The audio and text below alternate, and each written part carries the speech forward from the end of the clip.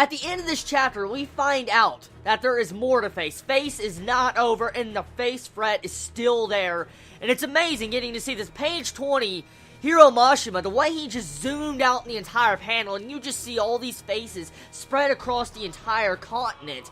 It was a really scary image. I love the artwork in that. I love how Hiro just really, I guess, did really good design and details on that entire panel. But not just that, what this scene does and shows is that we had so much problems, Fairy Tail had so much problems taking out one of these things. And it almost killed Wendy. It almost did. And then pretty much, there's more of these, over 20 more of these things spread out across the entire continent, and there's no possible way each individual could get there in time to stop Face. And the only way to stop Face is Makarov to actually activate Lumen Histoire and pretty much activate this secret that Fairy Tail's always had since the very beginning. We're finally going to find out what this secret is, what it can do, and if something like this from Fairy Tail, its secret, can actually counteract Face, something that is massive, secret in scale, and only certain council members knew of, and we know how wide scale this is.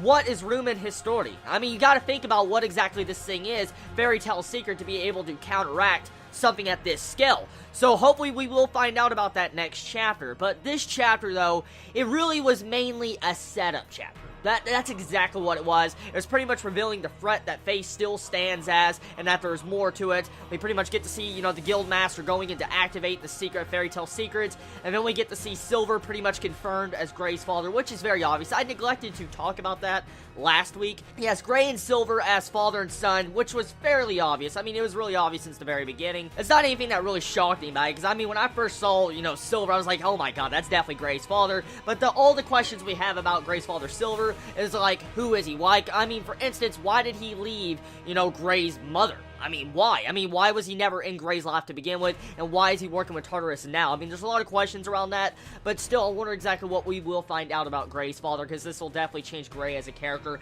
and we'll definitely see a lot of development. Hopefully, most likely, Silver might have a change of heart, might get to see a father-son bonding like we got to see with Gildarts and his daughter. So, overall, this chapter was a good chapter, because it mainly set up the different things in this arc. I mean, even though I thought last week we were getting closer to the end of this arc, it seems like this arc is still not winding down. It seems like we still have a lot more to go, because now we still have to deal with King Hades. That is one thing right there. We also got to deal with the entire factor of all these other demons that are still alive and still up and kicking. Minerva and Erza is going to be raging off next week's chapter, because that's what the title of the next chapter is. And so, there's just so much going on in each individual point that I really don't see when this arc is going to end, because there's so much going on right now, which is good.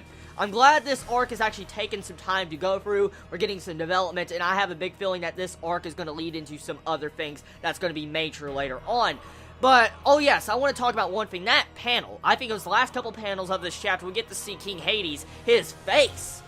That face. Hiro Mashima detailed that face greatly, like he was turning into stone or something. Like, just the way his face was, it was just so creepy. Hiro Mashima barely ever does that amount of detail on one single face. It looked really good. Great artwork. I wonder exactly what he meant about that entire face. Like, I mean, he really put great detail into it.